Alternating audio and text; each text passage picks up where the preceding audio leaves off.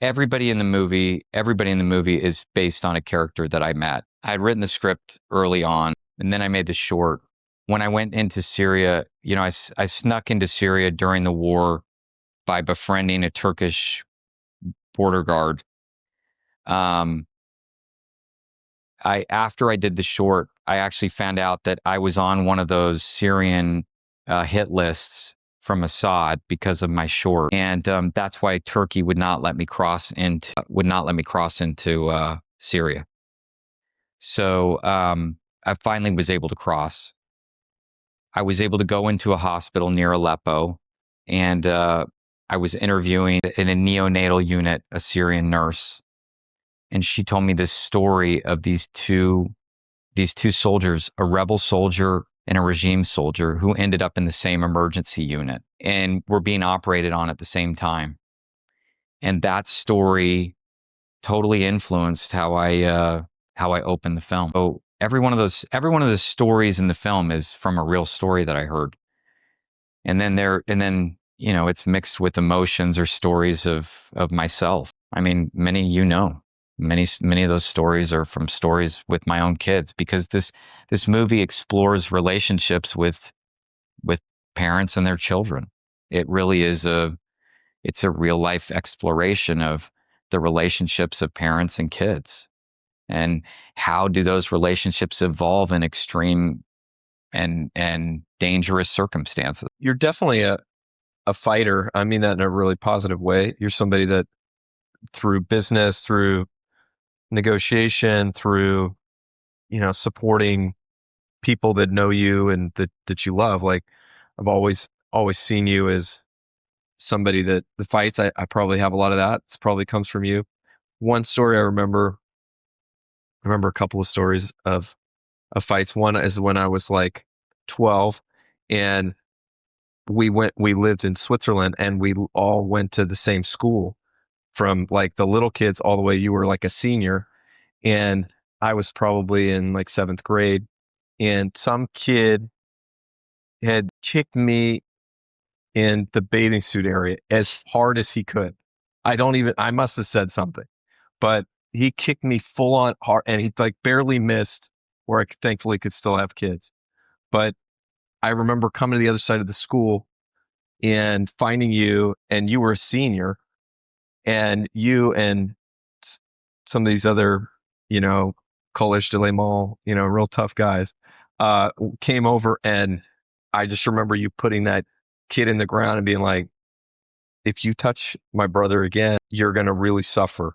And he was much bigger than me. He was older than me, and you were much bigger than him. But, like, fighter. I remember another time you were dating somebody in college, and somebody had said something to this girl who, had kind of like said something inappropriate to her, or been rude to her or something. So it was like, we're going to go talk to this guy. You remember this? No. And so some of these memories I block out.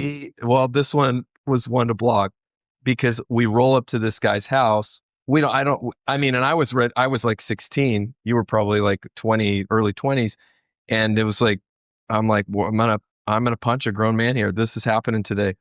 And we got up to this door, police bang on the door at this apartment, and the door opens, and it is this like lineman for this D1 school where we were. I do remember this. And this fridge guy opens the door, and immediately I'm like, I don't think what this guy did was that bad. And you're like, where's Jason? Whatever his name was. And he was super calm. He was actually really polite.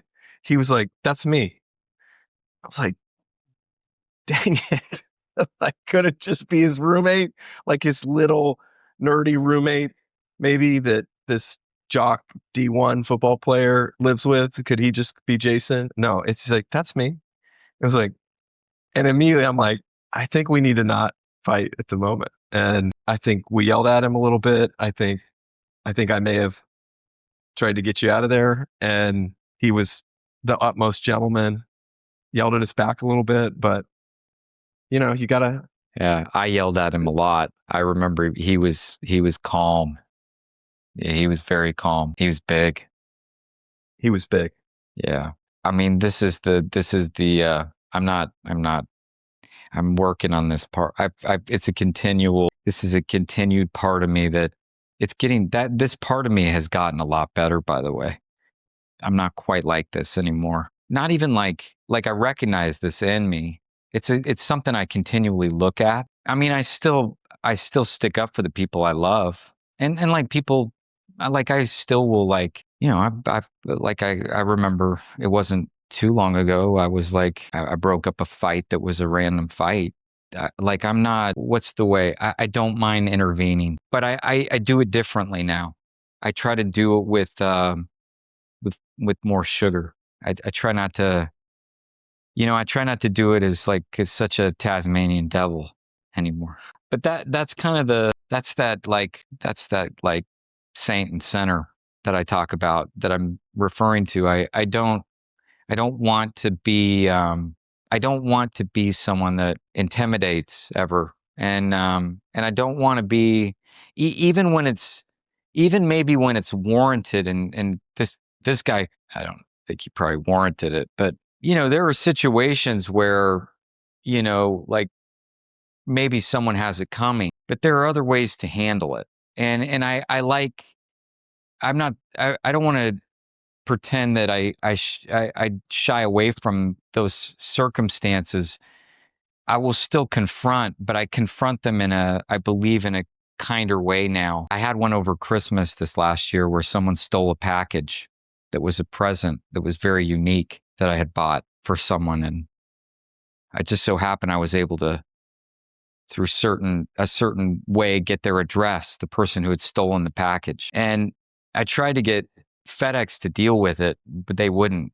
And it wasn't something that was replaceable. I paid a visit to the person, and I was able to talk to the young kid who had stolen it. And he was clearly dealing in other, illegal things. He was dealing drugs, and I was able to sit and talk to him, and we had a very normal conversation, he and I. And I said to him, I was like, I can tell you're a smart kid. This is something stupid that you've done. And you're on a very stupid path. And the way that you're going, you're gonna end up in jail or dead. And I'm like, you're going to cross the wrong person. You're not hard to find. And you can turn this around, and you could actually go and you could start a business, or you can do this a different way, and you can become somebody who's great. And, he wanted to swap numbers and have a relationship. And I didn't afford The him porch that. pirate? Huh? The porch pirate. Yeah. Yeah. We didn't do that, but Turned it into networking. It's pretty savvy. I was impressed with him. I didn't give him that, but I did get my package back, my art piece, and I hope maybe made a little difference in him. And we ended up spending about 25 minutes together. So that versus trying to right the wrong in a different way I was also kind of proud of myself that I did it differently, and I felt better about it.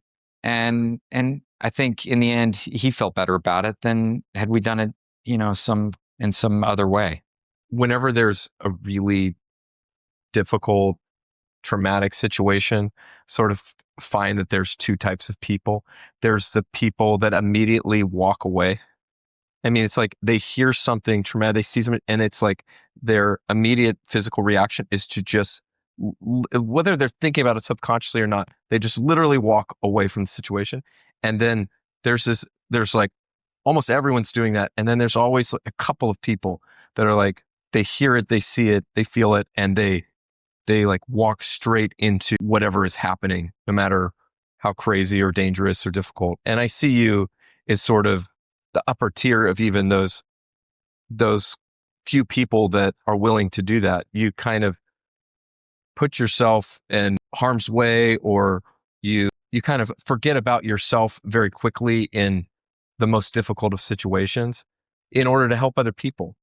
And I don't know that this is something you learned or were taught or were born with, or I don't know, maybe you know, but it's something that's super rare and super needed in the world. I mean, we need more people who are willing to go in and do the hard things and solve hard problems and put themselves out there and, okay, maybe not get in a sketchy helicopter and fly into a jungle, but do other things, do the simple things that just to help make the world a little bit of a better place. But that's something that you, I think more so than almost anybody else I know, have done it over and over again. It's just like this, I don't know. Is that something you feel like you've learned, or is that something you were born with? I mean, as I see it, it's something that either is there or it's not there.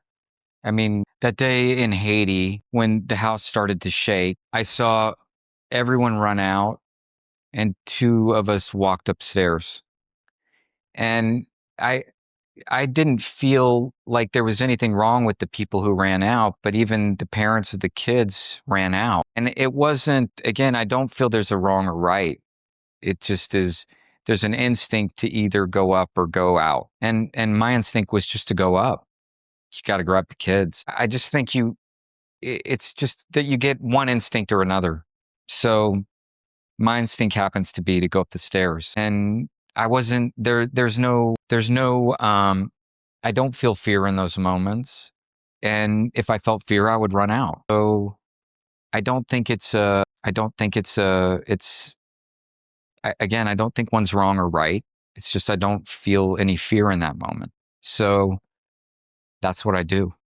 I don't feel fear being in a war zone.